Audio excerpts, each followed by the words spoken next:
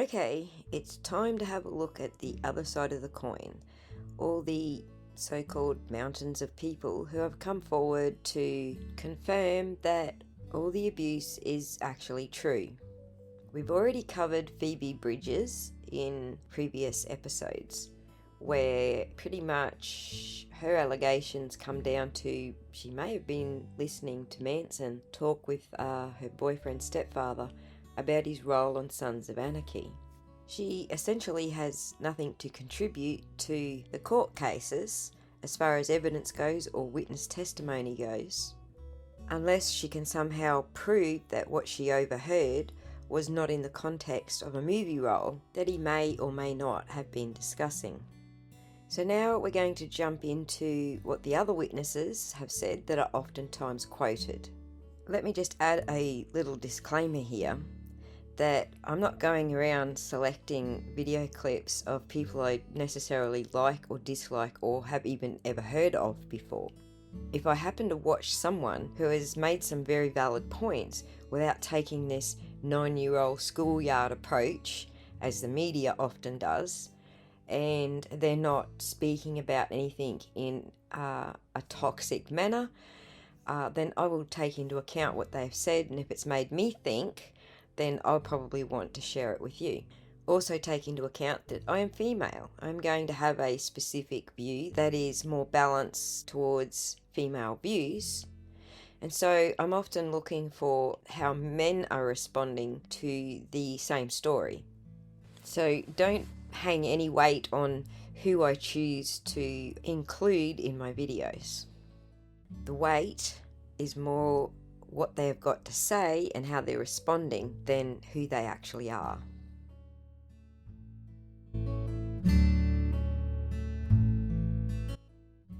I did my best to find the Twitch stream where Wes Borland opened up and talked about this so we could hear it from his own mouth. Unfortunately, there are no copies of it anywhere that I can find, so we're going to have to tune into someone else talking about it. The longtime Limp Bizkit guitarist guest starred on the Space Zebra Twitch stream on February 2nd, and during which took a moment to confirm the abuse allegations brought forward this week. Borland joined Manson's band in 2008 and had a short tenure until 2009, but had the following to say about Manson's relationships with women. "I was in the band for 9 months. He's not a great guy. Every single thing that people have said about him is fucking true. So relax about the allegations against the women. Like when people say bad things about these women, fuck off, they are speaking the truth. I was there when he was with Evan Rachel Wood. I was at his house. It's not fucking cool. That's all I'm gonna say about it. Sorry to take this to a dark place, but that guy is cancelled. Goodbye. Don't let the door hit you on the way out." Borland went on to recall a time when he was assaulted by Manson. "He tried to choke me out on stage and I flipped him over and knocked the breath out of him." So, what I want to talk about today is the statements made by Wes Borland. So Wes Borland is primarily known as being the guitarist for Limp Bizkit. He played in Marilyn Manson's band for several months, and during that time had the opportunity to interact with Manson directly and personally. So consequently, when the accusations against Evan Rachel Wood came out, these are the statements that Wes Borland made. So I'm quoting guitar.com. Limp Bizkit guitarist Wes Borland has chimed in on the recent allegations of abuse leveled against Marilyn Manson, stating every single thing that people are saying about him is fucking true. Borland, who played in Manson's band from August 2008 to May 2009, made his comments during an interview with Space Zebra on 2 February. "Marilyn Manson, I was in the band for 9 months. He's not a great guy. Every single thing that people have said about him is fucking true," Borland said. So relax with the allegations towards the women. Like when people criticize these women that are coming after him right now, fuck off, they are speaking the truth. He continued, "He's amazingly talented, but he's fucked up and needs to be put in check and needs to get sober and needs to come to terms with his demons. He's a bad fucking guy."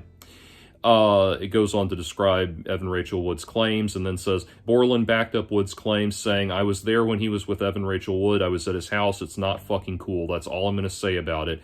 Sorry to take this to a dark place, but that guy is canceled. Goodbye. Don't let the door hit you on the way out." And so, yeah, so that's all of it. And then it goes on to reiterate Marilyn Manson's denial of the claims. Okay, so I want to take a couple of perspectives on this. First of all, this was one of the initial things that made me strongly be inclined to believe Evan Rachel Wood's story was Wes Borland coming forward. Now, there will always be knee-jerk reactionaries who want to say, oh, so you're saying that you only believed Evan Rachel Wood because a man came forward and... No, that's not what I'm saying. No, in all of these cases where I'm going to have an opinion, I weigh in on the situation with the information that is. I observe the information that is given to me, I study it, and I come to my conclusions. So it's always that I know that doesn't sit well with a lot of people, because it's kind of like I think we tend to think in this country, well, if you have this political position or this opinion about whatever, then you have to have this set of opinions. And if you feel this way, you have to have this set of opinions. No, I go one thing at a time. I go one situation at a time. So, for example, I think Amanda Knox was wrongly accused. I think Casey Anthony got away with murder. I'm not going to pick one hardline position automatically by default. Anyway, this was something that swayed me in this particular case, and the reason for it was that, being a musician myself and having worked in the music industry, I know that when you are hired to work for somebody, a pop star or a pop singer like or major rock star like Marilyn Manson or somebody like that, when you are working for somebody like that, you are expected to remain quiet about anything you see. That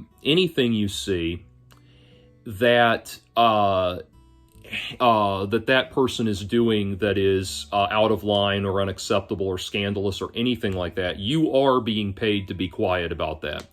And the reality of the situation, whether you like it or not, is that if you work in somebody's band, if you're hired to play in somebody's band and you go public about their personal lives, you can find yourself largely unemployable or having extraordinary difficulty getting employed as a sideman. So the fact that Wes Borland is willing to come forward and say that and severely jeopardize his own professional standing is significant. And that made me want to,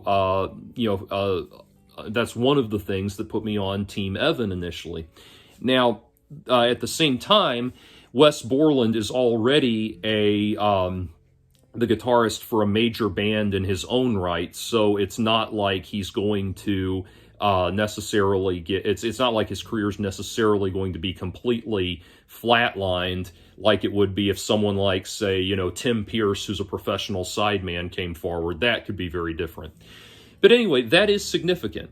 And it's compacted by the fact that I know a small, as I've mentioned, I know, obviously, I have contacts all throughout the music industry, and I have people that are connected to various major people that I know. I do have some connections a small number of connections that are close to Marilyn Manson, close in the sense that they've encountered, interacted with him personally, interacted with him directly, interacted with him personally, that they work in the same orbit as him, that kind of thing. And I want to say, I'm not sitting on any information that could be helpful in one way or the other, but I do know people who have encountered him, worked with him, and gotten a bad impression off of him. And none of those people are willing to give me anything concrete or come far about this current issue. Indeed, I don't think any of them have any information about this current issue, but they have encountered him and have had bad experiences with him. And there are people who have worked with Marilyn Manson who have famously bad experiences with him. Two of them that are two outstanding such persons would be Scott Putesky, who was known in the band as Daisy Berkowitz, and Stephen Beyer, who was known in the band as Madonna Wayne Gacy, and then later Pogo. They both, I know, sued Marilyn Manson and won for unpaid royalties, and I know Berkowitz or Scott Putesky sued and won to have distribution control over the Spooky Kids era demo releases as well. And they had extraordinarily negative experiences with Manson. John Five, who is now playing with Rob Zombie. John Five was the guitarist for Marilyn Manson during what was arguably their most successful period. And he has some very bad things to say about Manson. And I don't deny that at all. Other people have, like, I know there's one personal assistant. There's a personal assistant. I don't believe this gentleman has come forward in himself, but Manson talked about it in an interview one time because he did a painting of the guy. But he said that he had this personal assistant that was being difficult in some way, and so Manson told him, he said, "I'm going to give you $100 every time I punch you." And apparently one night Manson walked in the room, handed the guy $500, and proceeded to beat the shit out of him. So I have very mixed feelings about that. On the one hand, I consider it to be extraordinarily unprofessional. I consider it to be rather disturbing behavior. But on the other side of it, on the other side of the coin, the libertarian in me says, well, the guy was informed of the terms of the transaction. He accepted the terms of the transaction, accepted the money, apparently took the money, and never filed a police report. So there's two sides to that. It's like I would not conduct business that way, and I certainly don't have money to burn on paying people to let me punch them. But I would not conduct my business that way, but at the same time, there is an element of personal responsibility and personal consent involved in that. So I have mixed feelings there, but I'm saying I do know people who have had bad experiences with Marilyn Manson. And again, I'm not sitting on anything specific because none of the personal contacts I refer to will say anything specific to me, nor would I be able to go on the record with it if they had. But anyway, so I know people that have had negative experiences with him. I'm not denying that. But that is that lack of professionalism privately, or the discussions of lack of professionalism privately, coupled with what Wes Borland said, was something that initially catalyzed me to being on the side of Team Evan. Now, there's a lot of other things, there are a lot of things that shifted my opinion. One thing that has to be understood is that at the time, I, like everybody else, did not know that Evan Rachel Wood was doing this as part of a documentary she was filming. I did not know that when she posted that tweet, there was a camera crew sitting there capturing her every move as she sent the tweet and had an apparently dramatic reaction to sending it and all of that. I did not know that all of that was going on. I did not know that the deck was being stacked, the publicity deck was being stacked in her favor as all of this was happening. I thought this was an earnest tweet that was made in and of itself, especially because the Phoenix Act had already been adopted in California, so she had already opened the door. She'd already had legislative victories with that. She'd already opened the door for what she wanted to accomplish nationwide, so it didn't seem like she was necessarily gaining anything above and beyond coming clean about who she was referring to. Anyway, bringing it back around to Wes Borland, so him saying, he says it's all fucking true, or it's all true.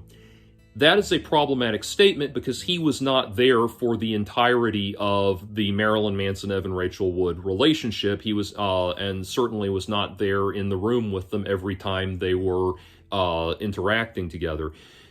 I believe that he has seen something that was deeply upsetting to him. I'm not negating that at all. I'm not accusing him of lying. I don't think he has anything, like I said, I don't think he has anything to gain by lying. My God, if he were exposed with, if he were lying, if he were acting maliciously, if he were revealed to be acting maliciously, that really could tank his professional standing, or really would tank his professional standing. But I don't think that he has, currently I don't think he has any reason or motivation to act that way. But the problem with what he said is this. very specific very specific allegations have been made against Marilyn Manson.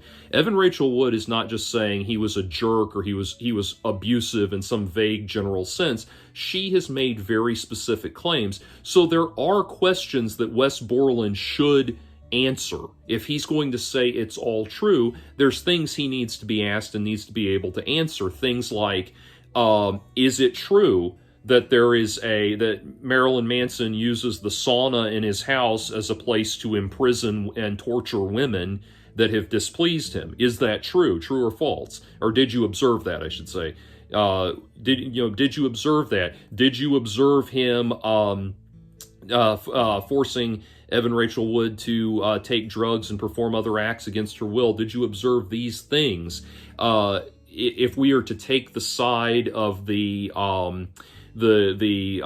claiming party, the ostensibly victimized party in all of this, there is a documented list of things that every person who has had an abusive encounter, every woman who has had an abusive encounter with Marilyn Manson has experienced. That list was compiled and disseminated to people when they agreed to come forward. So, are all of did he observe any of those things? These things are very important.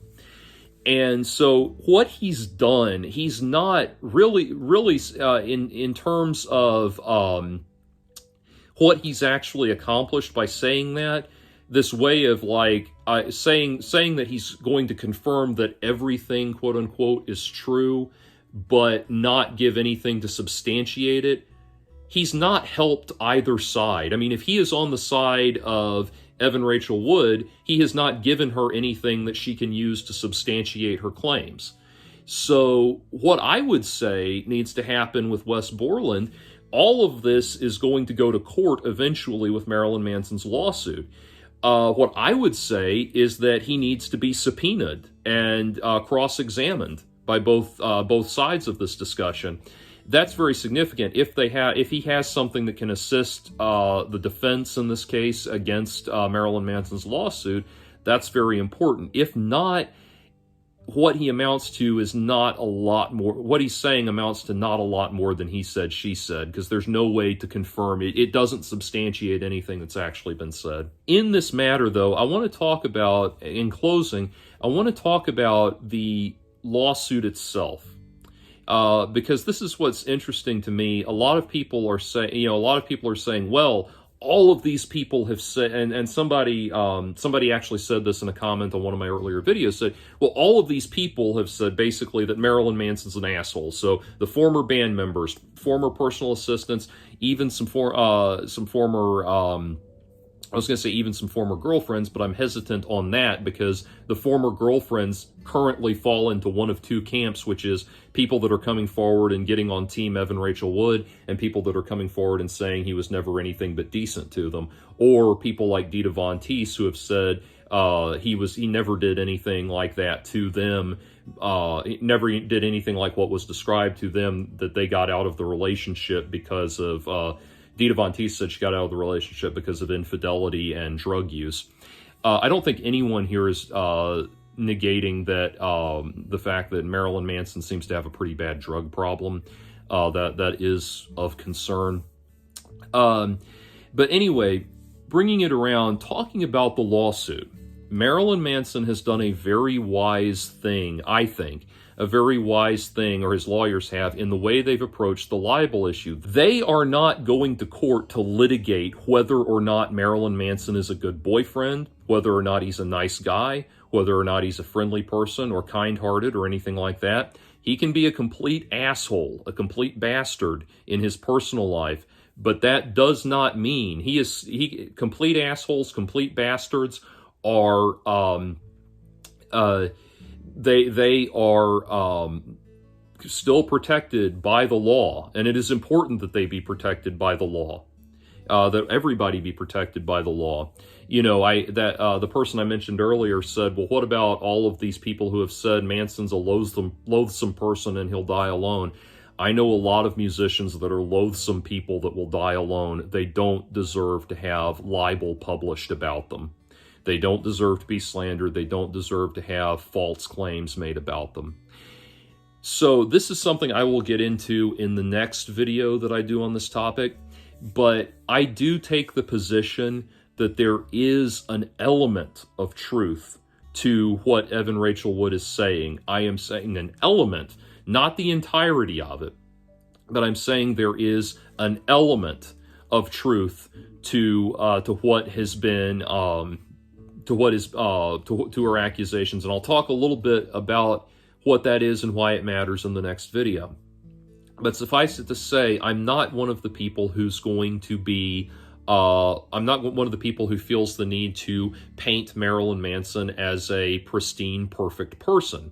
Like I said, I believe in separating art from the artist. I have no problem admitting when people that I like do things that I don't agree with, verifiably do things I don't agree with.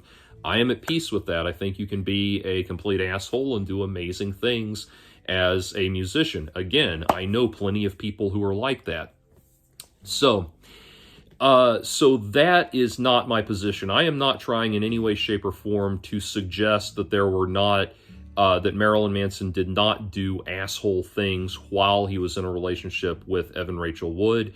What I would question is whether or not those things rise to the level of being described as abuse that would have been criminal were it carried out or were it prosecuted within the statute of limitations. That is what I challenge. That is what I question, especially because there are things being claimed that we know are objectively not true. And that reasonably and respectfully casts doubt on the rest of the claims. So, to give you an example of what I'm talking about, though, about it being criminal, being inappropriate behavior, but not rising to the level of criminal activity. One claim that Evan Rachel Wood makes about Marilyn Manson is that when she came home from the day that she came home from getting her abortion, Marilyn Manson insisted that she cook food for him, demanded that she cook food for him when she felt like she needed to be resting. Well, if that is true, that is unbelievably rude. It is an asshole thing to do. It is very inconsiderate, and certainly lacks the degree of empathy and kindness that you would expect from somebody in a that is in a committed relationship, a committed mutual relationship with somebody. That is completely inappropriate, and he's an asshole for doing it. That doesn't, however.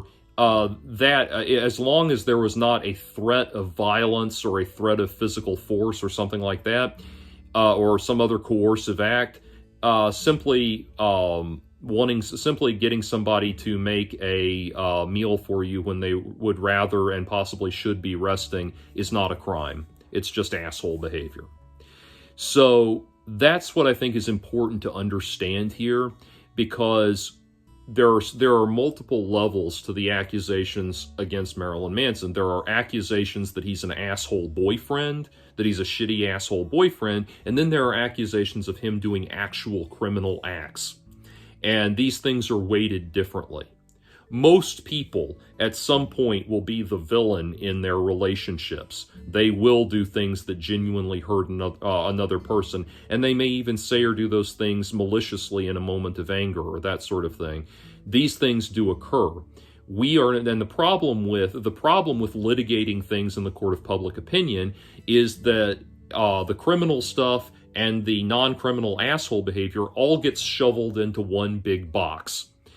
And it's very important that we separate those things out. So, in summary, Wes Borland's willingness to come forward was initially something that helped me be on Team Evan initially. It was a very big thing for me personally. But in terms of what he actually offered to Evan Rachel Wood to bolster her position and help matters, he really didn't offer anything. It's not a very substantial statement that he made. Jordan has made some very interesting and thoughtful points about the entire situation involving Wes Borland, and I agree he has not contributed anything of value to the court process. We can easily mark Wes Borland down with Phoebe Bridgers as jumping on the bandwagon, along with Corey Feldman.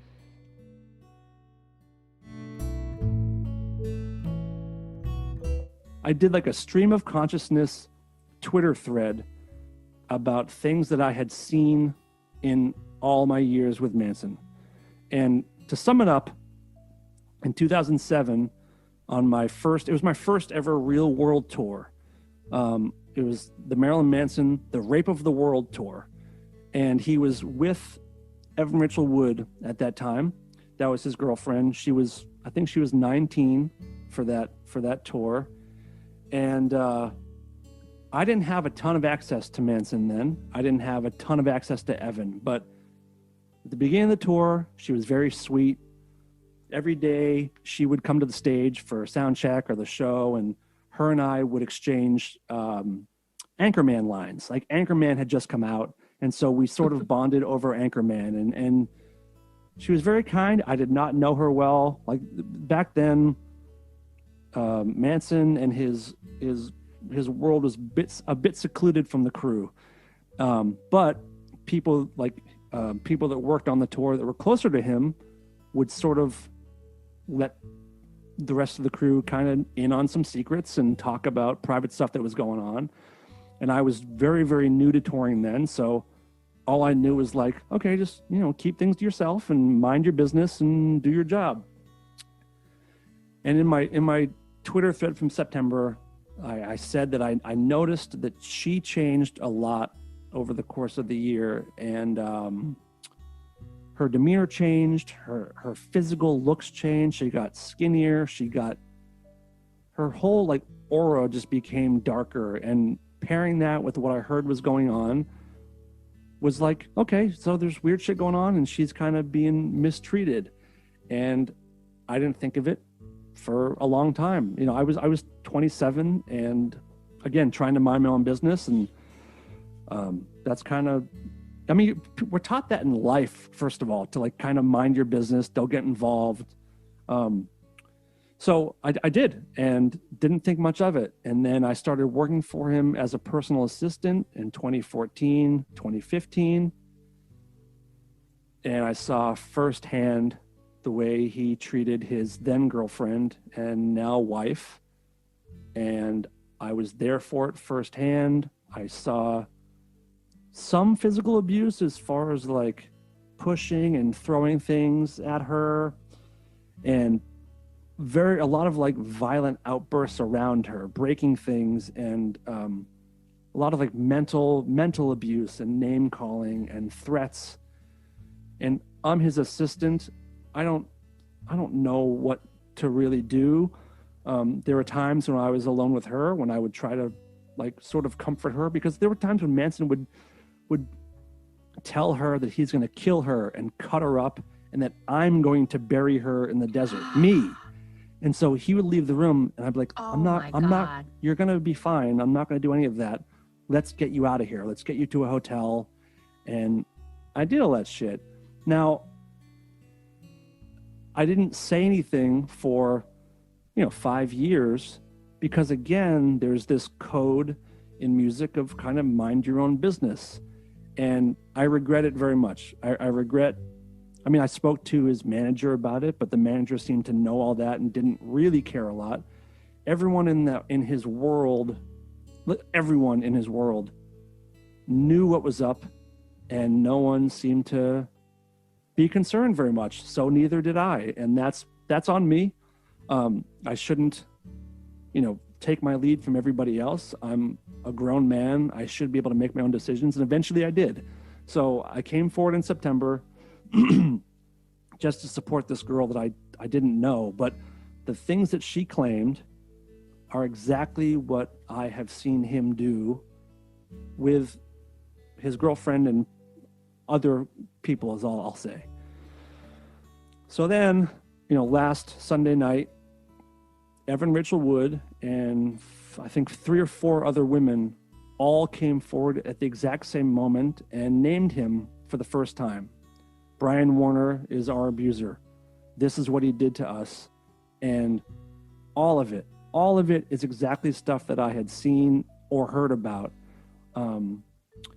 So this week it's been a roller coaster. I woke up Monday morning to missed voicemails from the New York Times, LA Times, People, Vanity Fair, Daily Beast, BBC, Loudwire, Rolling Stone, like all these people. And it's been a crazy week. It's been a very, very crazy week. I'm really, really proud of these girls, for these women, for standing up for themselves, led by Evan, and the rest of them are just, it's powerful to watch. It's great to see people facing their abuser. The 97% of the feedback I've gotten has been positive, and that's made me feel good. You know, there's been mothers that have reached out and said, you know, thank you on behalf of someone who has 3 daughters. Wow. You know, I appreciate it. And that's all great. But then there's also death threats. And then there's also people saying that, you know, I'm complicit because, you know, I saw the stuff happening and I didn't do anything. And I'll accept that. You know, there's some truth in that. I was on the payroll. I was getting paid. And the hard part, or one of the hard parts, is something I said in my tweets, is that Manson is not just all bad. Like we both share a sense of humor. Sometimes he's fun to be around, but he's also an addict. And I'm finding out more and more that he's just a bit of a monster. And there's more, every day something new is coming out that is blowing my mind and making me sick as to how bad he really could be. So it's been a wild week. It's been a wild week, but all worth it if it helps these women. It's inspiring to sit back and watch them, you know, kick some ass on behalf of each other and themselves, and all these other women are coming forward, and you know, it's been crazy. Okay, so Dan Cleary is a different type of witness because he actually did witness some things with his own eyes. Things that he heard from other people are classed as hearsay, so they're not going to come into any kind of court hearing. But what he witnessed with his own eyes absolutely is evidence. The problem with his evidence is that Lindsay Usich doesn't support what he's saying he saw being done to her. Now, I know some people are going to say, well, maybe she's just been abused so much she's too afraid to come forward and speak for herself. But I don't get that impression from Lindsay Usich herself. She seems to me a very strong and confident woman. And speaking as somebody who has Asperger's, it's going to take a very strong and independent kind of person to be able to live with somebody who has Asperger's. Especially if they don't have a tight grip on the features of Asperger's that impact daily social interactions. I would not be at all surprised if she ever came out and described having witnessed meltdowns. They're very common, and more so in introverted men who have Asperger's. I know this firsthand because my son is an introverted male Aspie. And while he's much more in control of his emotions and doesn't melt down very often, at most, you know, once every couple of years, things build up and he has a meltdown. But I understand what he's going through, and so I don't see it as abusive in so much as I see it as a response to social complexities. But as Jordan pointed out, we're not here to make Marilyn Manson look perfect. I'm 100% certain that Lindsay Usich has seen some things that only people who have lived with an Aspie have seen.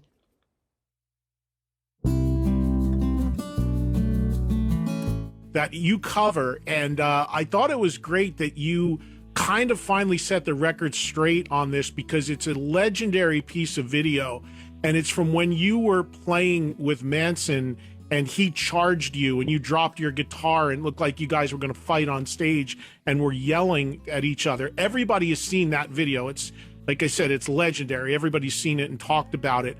But you actually, for the first time in the documentary, clarify what actually went on there. Can you say it on the air, or do you want to save it for the doc? Absolutely. No. I can say it on the air.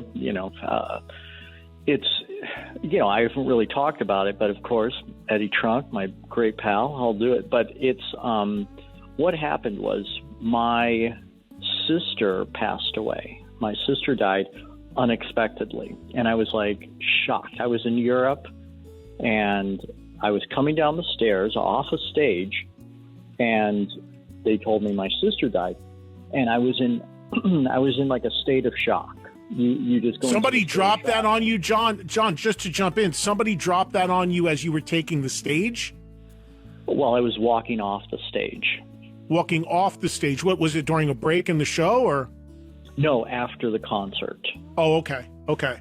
Yeah, after the concert. So I was in like this state of shock. And here's a strange thing that happened to me. I don't know if any of the listeners or if you or anybody, but I didn't sleep for days and days and days. It was the strangest thing. I just wasn't tired.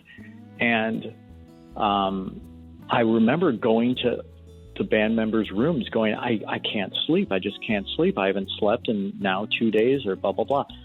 So anyways, fast forward to the show. Now, what Manson did, that happened all the time. You know, he didn't do anything wrong. I just snapped. It was weird. I went nuts. I didn't even remember. I just like snapped. And I feel terrible like watching it now because, I mean, it really was my fault. And what you can't really hear what he's saying, obviously, but he's saying, pick up your guitar, because it looks like he's going, come on, but he's saying, pick up your guitar, because he knew what was going on, you know. And I feel horrible about it, but you know, it was just a bad situation at that time. So where everybody who watches that video has always assumed he was fucking with you and that it was him trying to fight you, in reality, that was him skipping towards you like that was something he did all the time on the tour, and you were sleep deprived and mourning the loss of your sister, and you basically just had it and threw the guitar down, and he was yelling at you to pick it up and continue the show.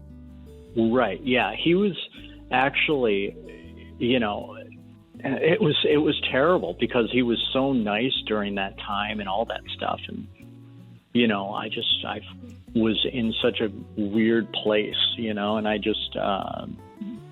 it was just a bad time. And I don't even remember it happening, you know, and it was just terrible.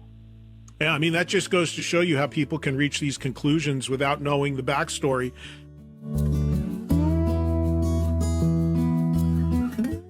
It's never really been a secret that Trent Reznor and Marilyn Manson have had an on-again, off-again volatile friendship over the years. So let's have a listen to both sides of that story. Marilyn Manson and I, we've been not the best of friends for the last several years due to a variety of reasons. And there was a long period of time where I had no desire to rekindle that friendship, and I felt pretty hurt by a lot of things, as I'm sure he did on his end. And in the last several months, I've kind of been feeling like maybe enough water's been under the bridge, but I wasn't really making any initiative to correct that situation. He, through his management and her friends, blah, blah, blah, blah, blah, kind of said, you know, I think stuff had a lot to do with me, subject matter, which it did. And I've got a pretty cool idea for a video. What if I'm in the video? And that opened the door to us talking, and then after 5 minutes of talking, it was, you know, hugging each other kind of friends situation. And then we just decided to kind of raise hell with this video and agitate and point the fingers at a lot of people, including ourselves, because the song was really about celebrity. It wasn't about anybody specifically. It was about the excesses and the ridiculous personality distortions that people can go through, as I did, as I watched him do. So we just hashed this idea out for a video and tried to keep it under wraps, which, of course, it didn't stay under wraps very long. And I'm pleased with it. I think the video is petty and shallow and intelligent at the same time, and the song was all the same thing, so it was appropriate for that. And I just remember when we got in a fight and he kicked me out of the studio, that he smashed the hard drive. So for many years I thought that the masters for Antichrist Superstar were destroyed. Oh. Whoa. So when you saw that was destroyed, that you blew up at him? Well, no, I just felt heartbroken and mad and just never wanted to talk to him again. because I just thought, how would you destroy something that you also made? Later, I discovered, and strangely through Tyler Bates talking to Trent, because we didn't talk. We actually talked to each other once. You mean after that incident, you guys stopped talking to one another? Well, we did meet one more time when he wrote a song called Starfuckers Incorporated, and it was about me. So I told my manager, Tony, I've been with for a long time. Tony was the one who used to work at Nothing Records, and he was there when Trent created the label, and he went on to then manage me. But I later found out after doing the Starfuckers video, which I thought we made amends, and then it was just awkward because I still had I think a pent-up resentment because I thought that he had ruined my career, like the history of my career, like burning. He got rid of your Dead master. Sea Scrolls or something. Right. But he ran into Tyler Bates at some thing regarding scoring because he had done the Facebook movie, right, which I thought was an amazing score. Right. And Tyler Bates was doing some like Guardians of the Galaxy, I think, at the first time, and he told me that Trent wanted to get in contact with me and gave me his number, and I talked to him, and he told me that he had the masters, right, still, which made me very happy, but the anger was gone. But before, just even but can you forget all the shit he said about you? I mean, he kind of called you a diva and all kind cares? of. You don't give a fuck. No, none of that was important. The only anger was just about how could you destroy something we created together. Now, even with all of that water under the bridge, Trent Reznor still hasn't come out and said anything incriminating against Manson.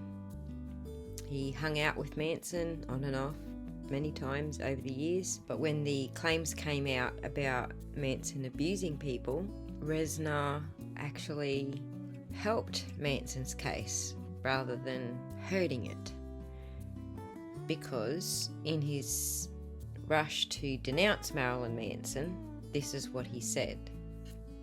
Trent Reznor has issued a new statement regarding his former friend and collaborator Marilyn Manson. The statement, shared with Pitchfork, comes days after Manson's former partner Evan Rachel Wood alleged that the musician groomed and abused her during the relationship.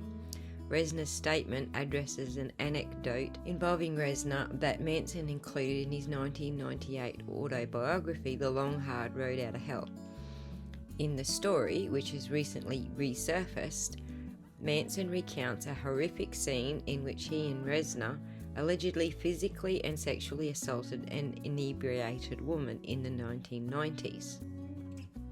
Trent Reznor's statement reads, "I have been vocal over the years about my dislike of Manson as a person and cut ties with him nearly 25 years ago. As I said at the time, the passage from Manson's memoir is a complete fabrication. I was infuriated and offended back when it came out and remain so today."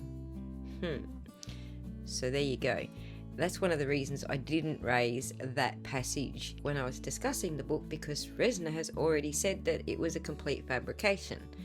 Passage in question was allegedly part of an unpublished interview with the now defunct Empyrean magazine, originally intended to run in the magazine in 1995, but never printed due to content objections on the part of Empyrean's publisher, Centaur Enterprises, which believed that the magazine had followed unethical interview procedures in order to extract information from Mr. Manson, according to Manson and Strauss's book. When Manson was asked by the Empyrean interviewer how he ended up working with Reznor, he told the aforementioned story. According to the book, this took place the night before Reznor told Manson that he wanted to sign him to Nothing Records. Reznor, who also worked on 1996's Antichrist Superstar, said of Manson to Mojo in 2009, "He's a malicious guy and will step on anybody's face to succeed and cross any line of decency. Seeing him now, drugs and alcohol now rule his life, and he's become a dopey clown." Okay, so,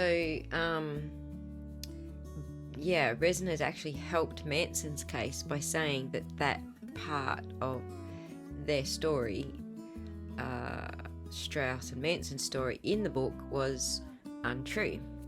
you know, he was included in this story, and he's saying the story's not true, so he's helping Manson. So you charge into his dressing room. You say, "Hey, Marilyn Manson." I didn't go in there like, I'm going to fight. I just kind of went in like, what the is your problem? And what did he think? Did he explain himself?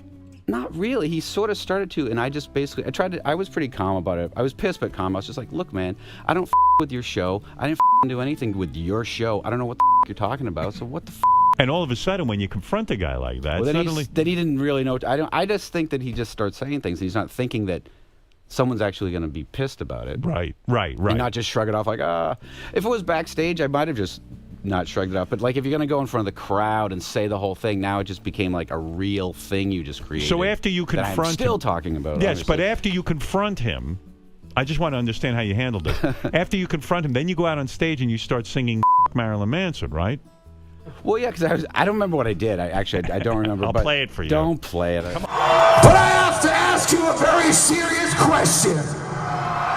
A very serious question. Take a look at this. Does it look like it's been kicked by anybody? No, it has not. Some fucking weirdos like to talk a big game. They're gonna kick somebody's ass. Fuck you.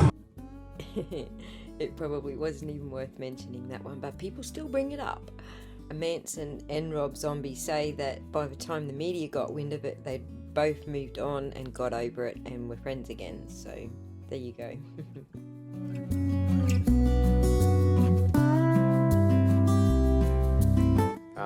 Pills, right? With Marilyn Manson? I once gave Marilyn Manson a pill so that he would stop talking so much.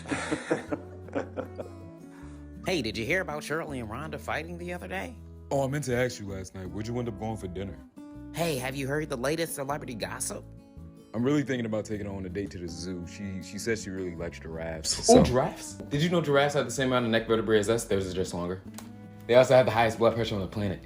They also have an elastic tendon on the back of their neck, so when they contract their neck forward to drink water, it takes about 2 seconds for their neck to travel 13 feet to snap back up. It acts like a little rubber band. Also, their laryngeal nerve is excellent proof of evolution.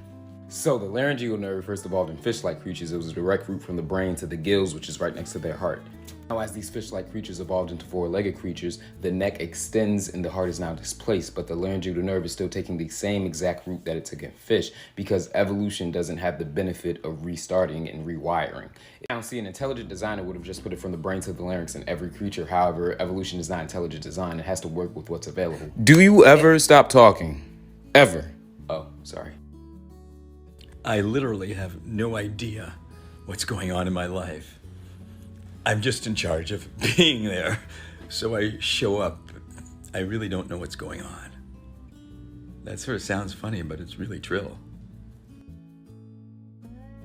What's the most autistic thing that's ever happened to you? Being born. Yeah. Did you come out and mask right away? You were like, wah, wah. I don't know. I heard some other babies crying. They pat your back, you're like, burp. And he was like, you better not give me milk. If there's anything that makes me not mask or like show my stims more, I have tinnitus. When it's acting up, I start twitching a lot more. And it gives me anxiety because I don't like people seeing me twitch. Oh, I thought tinnitus was like if you ever make plans, you're like, why not tonight, fool? Alright, so it looks like you've got ADHD, OCD, sensory processing disorder, misophonia, an attachment disorder, anxiety, and depression. That's a lot of labels. Well, I mean, it's a classic case of autism, especially based off of your childhood experiences. But you're an adult and you're making eye contact, so no, it couldn't be autism. So, autism, but there's the eye contact, so. And how was your appointment today, sir? Pretty good. I just got diagnosed with autism, actually. Oh, well, isn't that exciting? Did you drive here all by yourself? What's this? Why'd you start talking like that? Why'd you switch it up on me? Oh, no. It comes with the autism diagnosis. Here, you want to read it? Can you read? Oh, well, that's fucked up.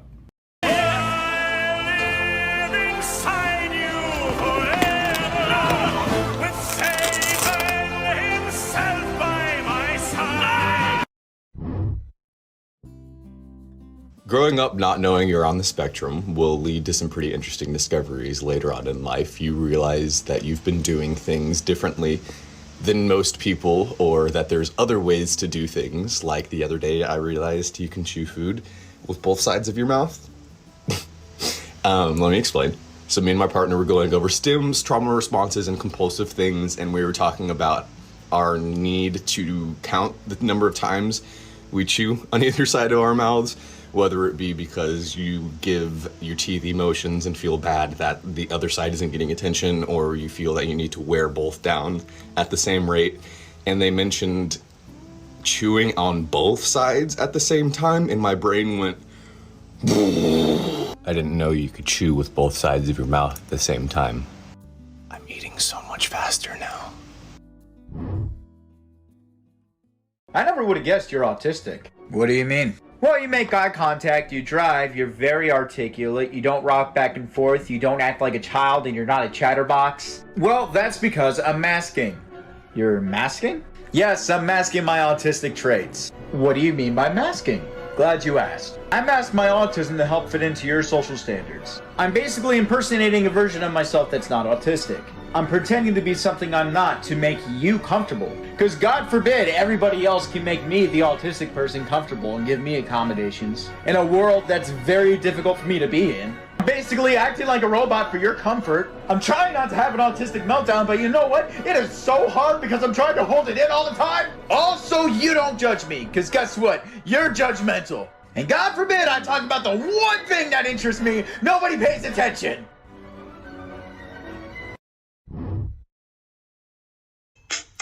Oh yeah, here we go now.